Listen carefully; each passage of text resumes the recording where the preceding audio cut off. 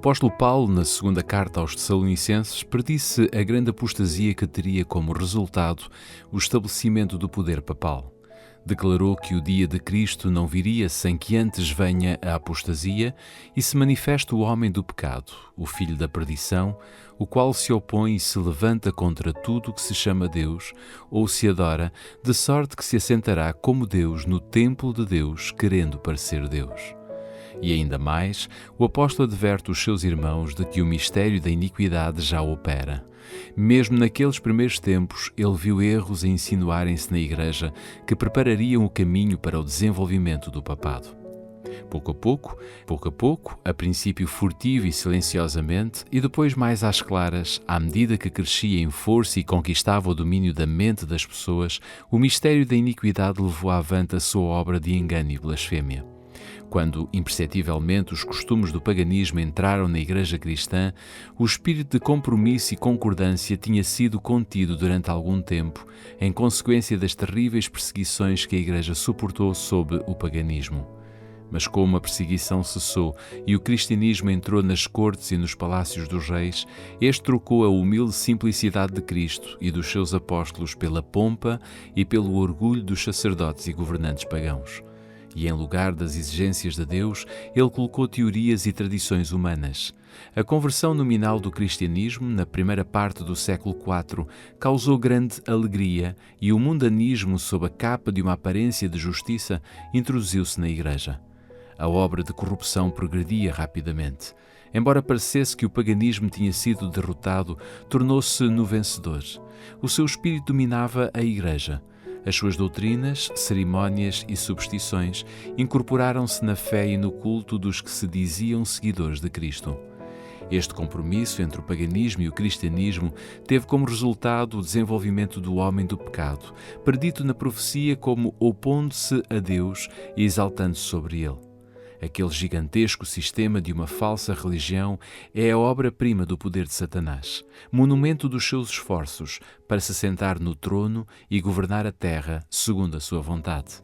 Certa vez, Satanás tentou estabelecer um compromisso com Cristo. Aproximando-se do Filho de Deus no deserto da tentação e mostrando-lhe todos os reinos do mundo e a sua glória, ofereceu-se para entregar tudo nas suas mãos. Para isso, bastava que ele reconhecesse a supremacia do príncipe das trevas. Cristo repreendeu o pretensioso tentador e obrigou-o a retirar-se. Mas Satanás consegue um êxito maior ao apresentar as mesmas tentações ao homem. Para conseguir vantagens e honras mundanas, a Igreja foi levada a procurar o favor e o apoio dos grandes homens da terra. E tendo assim rejeitado Cristo, foi levada a obedecer ao representante de Satanás, o Bispo de Roma. Uma das principais doutrinas do romanismo é que o Papa é a cabeça visível da Igreja Universal de Cristo, investido de uma suprema autoridade sobre os bispos e pastores em todas as partes do mundo. Mais do que isto, têm-lhe sido dados os títulos da própria divindade. Tem sido intitulado Senhor Deus, o Papa, e foi declarado infalível. Exige a homenagem de todos os homens.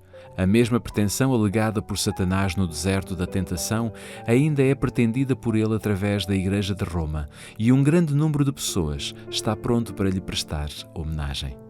Mas os que temem e reverenciam Deus enfrentam esta audaciosa presunção do mesmo modo como Cristo enfrentou as solicitações do insidioso adversário. Adorarás o Senhor teu Deus e só a Ele prestarás culto. Deus jamais deu na sua palavra a mínima sugestão de que tivesse designado algum homem para ser a cabeça da Igreja. A doutrina da supremacia papal opõe-se diretamente aos ensinos das Escrituras Sagradas. O Papa não pode ter poder algum sobre a Igreja de Cristo, a não ser por usurpação. Os romanistas têm persistido em acusar os protestantes de heresia e voluntária separação da Igreja verdadeira. Estas acusações, porém, aplicam-se antes a eles próprios. Foram eles que depuseram a bandeira de Cristo e se afastaram da fé confiada aos crentes de uma vez para sempre. Satanás bem sabia que as Sagradas Escrituras tornariam os homens capazes de discernir os seus enganos e resistir ao seu poder. Foi pela palavra que o Salvador do mundo resistiu aos seus ataques. Em cada assalto, Cristo apresentou o escudo da verdade eterna, dizendo: está escrito. A cada sugestão do adversário opunha a sabedoria e o poder da palavra. Para Satanás poder conservar o seu domínio sobre os homens e estabelecer a autoridade do usurpador papal, deveria mantê-los na ignorância da Bíblia. A Bíblia exaltaria Deus e colocaria o homem finito na sua verdadeira posição. Portanto, as suas sagradas verdades deveriam ser dissimuladas e suprimidas. Esta lógica foi adotada pela Igreja de Roma. Durante séculos, a circulação das Escrituras foi proibida. Era vedado ao povo lê-la ou tê-la em casa, e sacerdotes e prelados, sem escrúpulos, interpretavam os seus ensinos de maneira a favorecerem os seus objetivos. Deste modo, o Papa veio a ser reconhecido como o vigário de Deus na Terra, quase universalmente, dotado de autoridade sobre a Igreja e o Estado. Depois de removido o único obstáculo que podia revelar o erro, as Escrituras, Satanás agiu livremente. A profecia tinha declarado que o papado havia de cuidar em mudar os tempos e a lei. Para cumprir esta obra, não foi vagaroso, com o objetivo de proporcionar aos pagãos convertidos algo que substituísse a adoração de ídolos e promover assim a sua aceitação nominal do cristianismo. Foi introduzida no culto cristão gradualmente a adoração das imagens e relíquias. O decreto de um concílio geral estabeleceu por fim este sistema de idolatria. Para completar esta obra sacrílega, Roma pretendeu eliminar da lei de Deus o segundo mandamento, que proíbe o culto das imagens, e dividir o 10º mandamento para poder conservar o seu número. Este espírito de concessão ao paganismo abriu caminho para um desrespeito ainda maior pela autoridade do céu. Satanás, agindo por meio de dirigentes da Igreja não consagrados, interferiu também com o 4º mandamento e tentou pôr de lado o antigo sábado, o dia que Deus tinha abençoado e santificado, exaltando em seu lugar a festa observada pelos pagãos como o venerável dia do sol. Esta mudança não foi, a princípio, tentada abertamente. Nos primeiros séculos, o verdadeiro sábado foi guardado por todos os cristãos. Estes eram ciosos em honrar Deus e, crendo que a sua lei é imutável, preservaram zelosamente a santidade dos seus preceitos. Mas com grande subtileza, Satanás atuava através dos seus agentes para atingir o seu objetivo. Para poder chamar a atenção do povo para o domingo, este tornou-se numa festa em honra da ressurreição de Cristo. Realizavam-se atos religiosos durante ele. Era, porém, considerado como dia de recreação, continuando ainda o sábado a ser observado como dia santo. Para preparar o caminho para a obra que queria realizar, Satanás tinha levado os judeus, antes da vinda de Cristo, a sobrecarregarem o sábado com as mais rigorosas imposições, tornando a sua observância num fardo. Agora, tirando vantagem da falsa luz sob a qual ele tinha feito com que fosse considerado, lançou o desprezo sobre o sábado, fazendo com que fosse considerado como uma instituição judaica. Enquanto os cristãos continuavam a observar o domingo como festa de alegria, levou-os a fazer do sábado um dia de jejum, de melancolia e de tristeza, de modo a mostrar o seu ódio para com o judaísmo. Na primeira parte do século IV, o imperador Constantino promulgou um decreto, fazendo do domingo um dia de festa pública em todo o Império Romano. O dia do sol era venerado pelos seus súbditos pagãos e honrado pelos cristãos.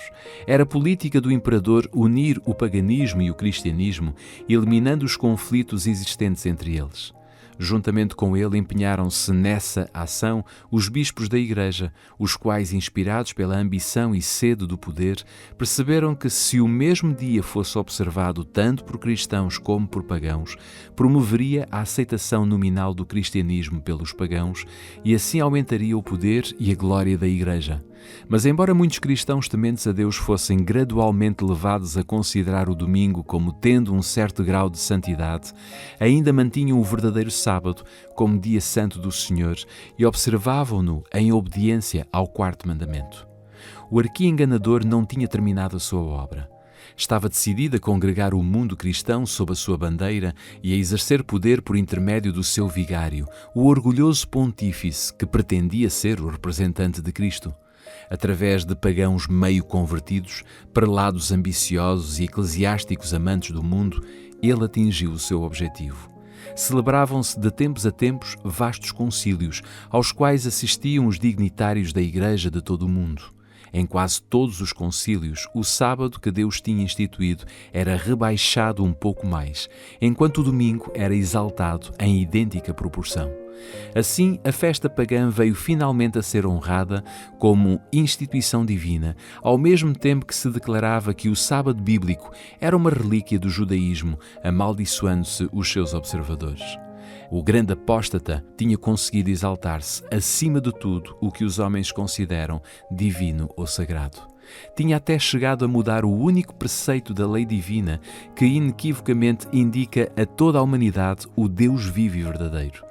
No quarto mandamento, Deus é revelado como o Criador do céu e da terra e, por isso, distingue-se de todos os falsos deuses. Foi para a memória da obra da criação que o sétimo dia foi santificado como dia de repouso para o homem. Destinava-se a conservar sempre diante da mente humana o Deus vivo como a fonte de todo o ser e objeto de reverência e culto. Satanás esforça-se por desviar os homens da sua aliança com Deus e de prestarem obediência à sua lei. Portanto, dirige os seus esforços especialmente contra o mandamento que aponta para Deus como o Criador.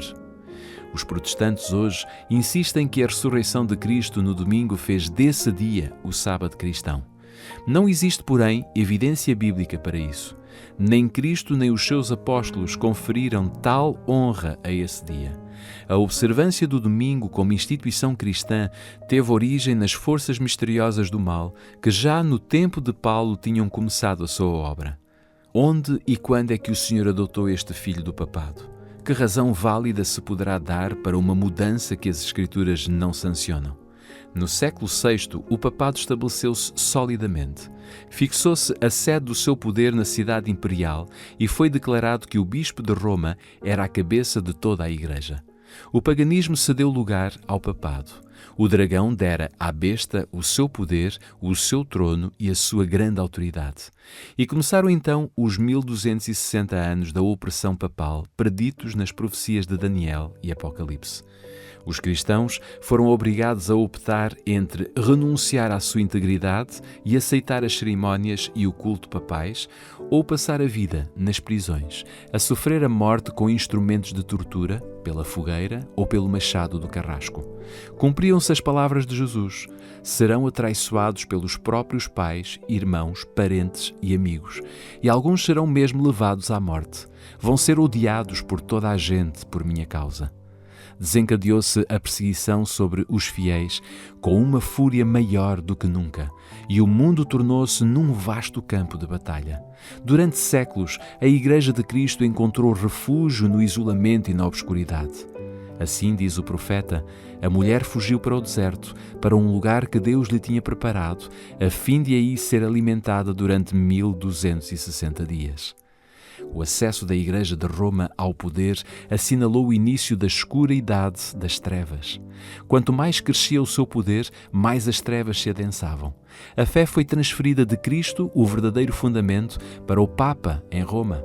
Em vez de confiar no Filho de Deus com o perdão dos pecados e para a salvação eterna, o povo olhava para o Papa e para os sacerdotes e prelados em quem ele delegava autoridade. Ensinava-se que o Papa era o mediador terrestre e que ninguém poderia aproximar-se de Deus senão por seu intermédio. E mais ainda, que ele estava para eles em lugar de Deus e que deveria, portanto, ser implicitamente obedecido. Um desvio das suas decisões era motivo suficiente para se aplicar a mais severa punição ao corpo e à alma dos ofensores. Assim, a mente do povo era desviada de Deus para homens falíveis e cruéis, e mais ainda, para o próprio príncipe das trevas que exercia o poder por seu intermédio. O pecado disfarçava-se sob o manto da santidade. Quando as Escrituras são suprimidas e o homem olha para si mesmo como supremo, só podemos esperar fraudes, engano e aviltante iniquidade. Ao elevar as leis e tradições humanas, percebeu-se a corrupção que resulta sempre ao pôr-se de lado a lei de Deus. Foi uma altura de grande perigo para a Igreja de Cristo. Os fiéis porta-estandartes eram, na verdade, poucos. Embora a verdade não fosse deixada sem testemunhas, parecia por vezes que o erro e a superstição prevaleceriam completamente e a verdadeira religião seria banida da terra. Perdeu-se de vista o Evangelho, Mas multiplicaram-se as formas da religião e o povo foi sobrecarregado com severas exigências. Ensinava-se não só a considerar o Papa como o seu mediador, mas a confiar nas suas próprias obras para expiação do pecado. Longas peregrinações, atos de penitência, adoração de relíquias, edificação de igrejas, relicários e altares, bem como o pagamento de grandes somas à Igreja, tudo isto e muitas outras coisas semelhantes eram ordenadas para aplacar a ira de Deus ou então assegurar o seu favor, como se Deus fosse idêntico aos homens, encolorizando-se por ninharias ou apaziguando-se com donativos ou atos de penitência. Embora o vício prevalecesse, mesmo entre os chefes da Igreja de Roma, a sua influência parecia aumentar constantemente. No fim do século VIII, os adeptos do papado começaram a sustentar que no princípio da Igreja, os bispos de Roma tinham possuído o mesmo poder espiritual que assumiam agora. Para confirmar essa pretensão, era preciso empregar alguns meios para lhe dar a aparência de autoridade, e isto foi prontamente sugerido pelo pai da mentira. Os monges forjaram escritos antigos, foram descobertos decretos de concílios que nunca se tinham ouvido falar, estabelecendo a supremacia universal do Papa desde os primeiros tempos. E a Igreja, que tinha rejeitado a verdade, avidamente aceitou estes enganos. Os poucos fiéis que construíram sobre o verdadeiro fundamento ficaram perplexos e embaraçados quando o entulho das falsas doutrinas obstruiu a obra. Como os edificadores sobre o muro de Jerusalém no tempo de Neemias, alguns estavam prontos para dizer: os carregadores estão sem força perante tal quantidade de escombros. Nós não somos capazes de reconstruir a muralha. Cansados da constante luta contra a perseguição, a fraude, a iniquidade e todos os outros obstáculos que Satanás tinha sido capaz de inventar para deter o seu progresso, muitos dos fiéis edificadores desanimaram. E por amor à paz e à segurança da sua propriedade e da sua vida, desviaram-se do verdadeiro fundamento. Outros, sem se intimidarem com a oposição dos seus inimigos, declaravam corajosamente: não tenham medo deles, lembrem-se que o Senhor é grande e terrível. E prosseguiam com a obra, cada qual com a espada cingida ao lado. O mesmo espírito de ódio e oposição à verdade tem inspirado os inimigos de Deus em todos os tempos, e a mesma vigilância e fidelidade têm sido exigidas dos seus servos. As palavras de Cristo aos primeiros discípulos aplicam-se aos seus seguidores até ao final do tempo. Aquilo que vos digo, digo a todos: estejam bem atentos. As trevas pareciam tornar-se mais densas, generalizou-se a adoração das imagens, acendiam-se velas perante imagens e eram-lhes dirigidas orações, prevaleciam os costumes mais absurdos e supersticiosos. O espírito dos homens era a tal ponto dirigido pela superstição que parecia terem perdido o domínio da própria razão. Enquanto os sacerdotes e bispos se entregavam a prazeres sensuais e corruptos, só se poderia esperar que o povo que os tinha como guias mergulhasse na ignorância e no vício. Foi dado outro passo na pretensão papal quando o Papa Gregório VII, no século XI, proclamou a perfeição da Igreja de Roma. Entre as propostas por ele apresentadas, havia uma que declarava que a Igreja nunca tinha errado, nem jamais erraria, segundo as Escrituras. Mas as provas escriturísticas não acompanhavam a afirmação. O altivo pontífice também pretendia ter o poder de depor imperadores e declarou que nenhuma sentença que pronunciasse poderia ser revogada por quem quer que fosse, embora ele tivesse a prerrogativa de revogar as decisões de todos os outros. Uma impressionante ilustração do caráter tirânico do Papa Gregório VII é-nos apresentada no modo como tratou o imperador alemão Henrique IV. Por ter pensado que podia desprezar a autoridade do Papa, este monarca foi excomungado e destronado. Aterrorizado pelo abandono e pelas ameaças dos seus próprios príncipes, que por ordem do Papa eram incentivados a revoltar-se contra ele, Henrique sentiu a necessidade de fazer as pazes com Roma. Em companhia da sua esposa e de um servo fiel, atravessou os Alpes em pleno inverno para se humilhar diante do Papa. Quando chegou ao castelo para onde Gregório se tinha retirado, foi conduzido sem os seus guardas a um pátio exterior e ali no rigoroso frio do inverno, com a cabeça descoberta, descalço e pobremente vestido, esperou a permissão do Papa para ir à sua presença. O pontífice não se dignou a conceder-lhe o perdão, senão depois de ele ter permanecido 3 dias a jejuar e a fazer confissão. Mas o perdão foi concedido apenas para a condição de que o imperador devia esperar a aprovação do Papa antes de reassumir os seus atributos ou exercer o poder da realeza. E Gregório, envaidecido com o seu triunfo, gabava-se de que era seu dever abater o orgulho dos reis. Como é notável o contraste entre o orgulho deste altivo pontífice e a mansidão e a simpatia de Cristo, que se representa a si mesmo batendo à porta do coração, pedindo para ser ali admitido, para poder entrar e levar perdão e paz, e que insinuou aos seus discípulos: aquele que quiser ser o mais importante, seja como um criado. Os séculos que se seguiram testemunharam um aumento constante de erros nas doutrinas procedentes de Roma.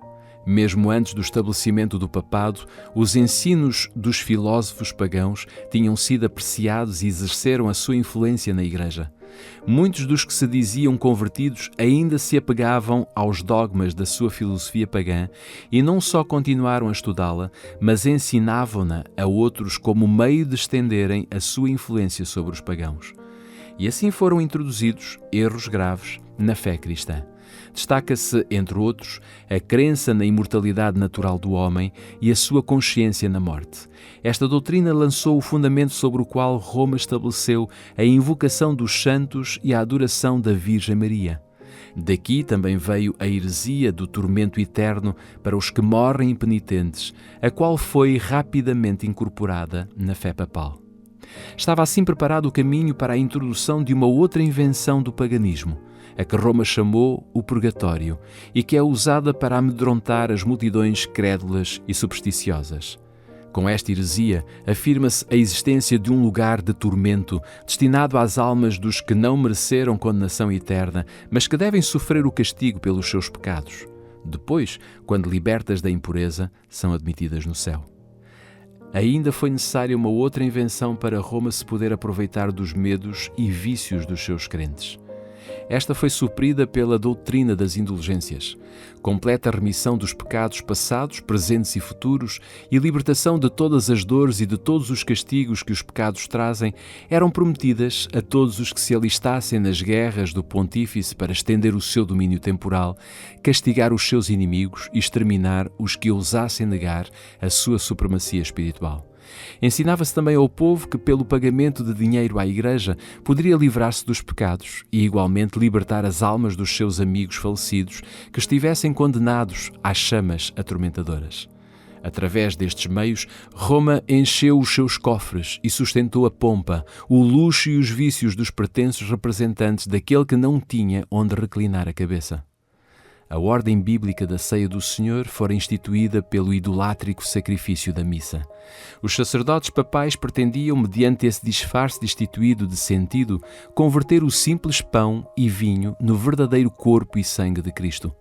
Com blasfema presunção, pretendiam abertamente ter o poder de criar em Deus, o Criador de todas as coisas. Aos cristãos exigia-se, sob a pena de morte, que confessassem a sua fé nesta heresia horrível que insulta o céu. Multidões que se recusaram a fazê-lo foram entregues às chamas. No século VIII foi estabelecida a mais terrível de todas as armadilhas do papado, a Inquisição. O príncipe das trevas trabalhava com os dirigentes da hierarquia papal. Nos seus concílios secretos, Satanás e os seus anjos dirigiam a mente de homens maus, enquanto invisível entre eles estava um anjo de Deus, fazendo o tremendo relatório dos seus iníquos decretos e escrevendo a história de ações demasiado horríveis para serem desvendadas ao olhar humano. A grande Babilónia estava embriagada com o sangue dos santos. Os corpos mutilados de milhões de mártires pediam a Deus vingança contra o poder apóstata. O papado tornou-se o déspota do mundo. Reis e imperadores curvavam-se aos decretos do pontífice romano. Os destinos dos homens, tanto temporal como eterno, parecia estar sob o seu domínio. Durante séculos, as doutrinas de Roma tinham sido extensa e implicitamente recebidas, os seus ritos reverentemente praticados, as suas festas de uma forma geral observadas, o seu clero era honrado e liberalmente mantido. Nunca a Igreja de Roma atingiu maior dignidade, magnificência ou poder. Mas o meio-dia do papado foi a meia-noite do mundo. As Sagradas Escrituras eram quase desconhecidas, não só pelo povo, mas também pelos sacerdotes. Como os fariseus de outrora, os dirigentes papais odiavam a luz que revelaria os seus pecados. Uma vez removida a lei de Deus, a norma de justiça, eles exerciam o poder sem limite e praticavam os vícios sem restrições. Prevaleciam a fraude, a avareza, a libertinagem. Os homens não recuavam perante nenhum crime com o qual pudessem adquirir riqueza ou posição. Os palácios dos papas e prelados eram cenários da mais vil devassidão. Alguns dos pontífices reinantes eram acusados de crimes tão revoltantes que os governadores seculares se esforçavam por depor esses dignitários da Igreja como monstros demasiado vis para serem tolerados. Durante séculos, a Europa não fez progresso no saber, nas artes ou na civilização. Uma paralisia moral e intelectual tinha caído sobre a cristandade. A condição do mundo sob o poder romano representava o cumprimento terrível e surpreendente das palavras do profeta Oseias. O meu povo foi destruído porque lhe faltou o conhecimento. Porque tu rejeitaste o conhecimento, também eu te rejeitarei. Visto que te esqueceste da lei do teu Deus, também eu me esquecerei dos teus filhos. Não há verdade, nem benignidade, nem conhecimento de Deus na terra. Só prevalecem o prejurar, e o mentir, e o matar, e o furtar, e o adulterar, e há homicídios sobre homicídios. Foram estes os resultados de ter sido banida a palavra de Deus.